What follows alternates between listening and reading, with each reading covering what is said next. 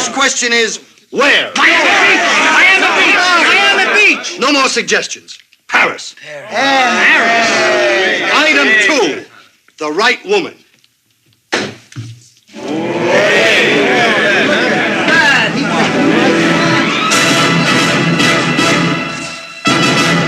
Gentlemen, I give you Sandra Roca, the Argentine bombshell.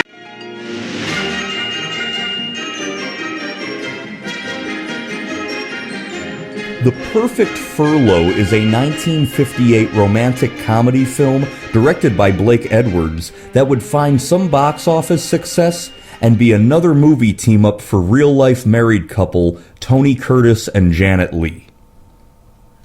At the Pentagon outside Washington, D.C., the United States Army notices that it has a problem when over 100 male soldiers that they have stationed at an isolated Arctic base for the last year begin having major psychological issues. Having lost all sense of military discipline and with low morale, Colonel Leland, played by Les Tremayne, and Major Collins, played by King Donovan, consult with Army psychiatrist Lieutenant Vicki Lauren, played by Janet Leigh. Emotionally, these men can't last another 5 months in isolation. We've already established that, Lieutenant.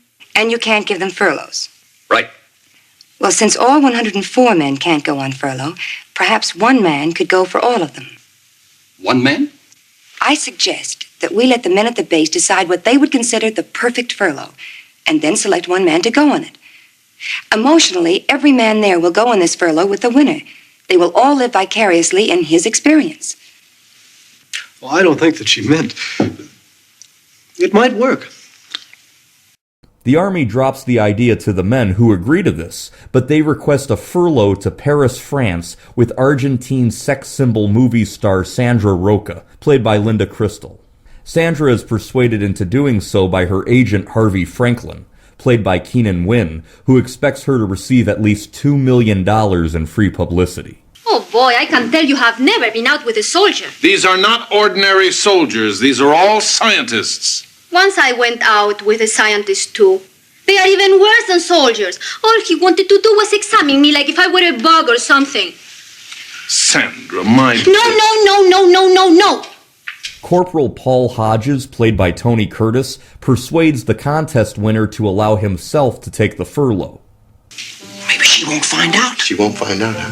You're out with a movie star. It's going to be in every newspaper, television, newsreels.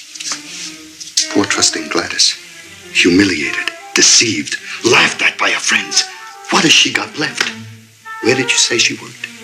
The Empire State Building. Empires.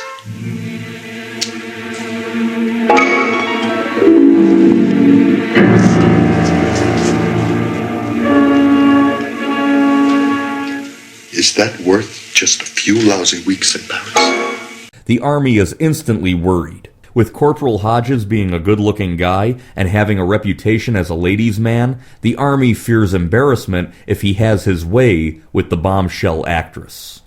Now, in a few hours, you're going to take off for Paris. Yes, sir. And for the next 3 weeks, you're going to be in fairly close personal contact with Miss Roca. Yes, sir. Now, while the Army naturally wants you to have a good time, we expect you not to, sir. Precisely, not to take advantage of the situation. I understand, sir. In other words, Corporal, the Army expects you to behave like a gentleman. I'll do my best, sir. Seems cooperative enough. Yes, he does. And quite sincere. I noticed that. Do you trust him? No. Neither do I. On the plane ride over to France, Lieutenant Lauren meets Sandra's publicist Liz Baker, played by Elaine Stritch. Whenever the studio sends out one of their stars like Sandra, they send along someone from publicity. In addition to publicist, I also play nursemaid and mother confessor. Mr. Franklin insists on a watchdog for Sandra. You see, she doesn't understand English very well, and if anybody talks too fast, she's liable to say yes when she should have said no. Do you follow? Mm-hmm. And so you say no for her. Constantly. Well, if it was that big, it was not a maricon. Paul and Sandra switch bunks at night, and in the morning, Lieutenant Lauren and Major Collins assume that the corporal has either broken the rules or is very, very close to doing so. Upon arrival in Paris, Lieutenant Lauren and 2 military policemen keep Hodges under constant supervision, but he continues to try various schemes so that he can score with Sandra. This includes everything from tying bedsheets together to escape his hotel room, to posing as a French hotel worker who doesn't understand a thing he's being told. If there is anything I can do, You can put a new bulb in here. of course, immediately. Oh, viens ici. Dis donc, viens. Oui, toi. La lampe ne marche pas. Apporte une autre ampoule. The hotel provides many services. If you need any tickets to the theater... Mais qu'est-ce que tu fais? Remplace cette ampoule. Oui. Eventually, the lieutenant accompanies Corporal Hodges around Paris. He eventually loses her and goes on a romantic outing with Sandra. There, he finds out that she is secretly married to a man named Fred. I can't. Why can't you? I mean, I'm married.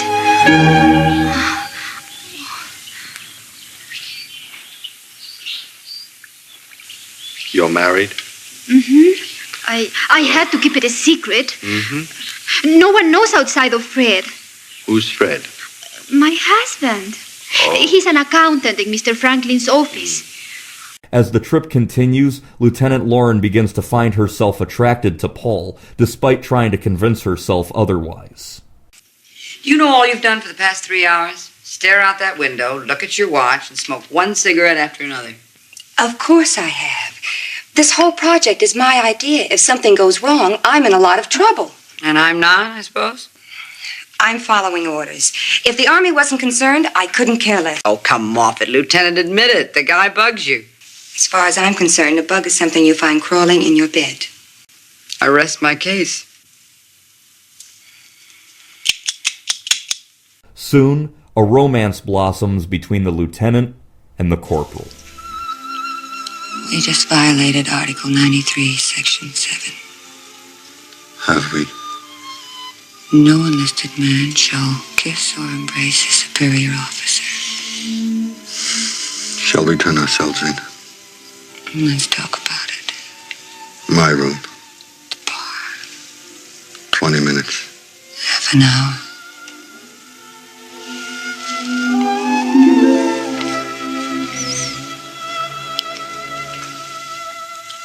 Minutes.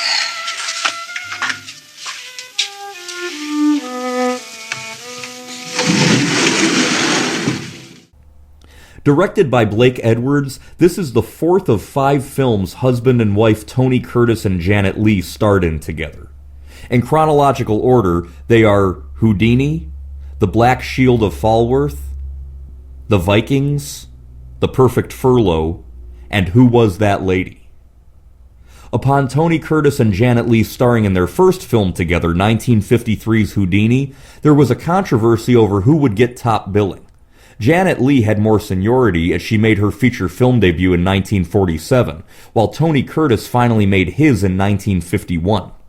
However, Janet Leigh said that she would take second billing to Tony Curtis in any movie they made together, hence the reason Curtis gets billing over Leigh in this film.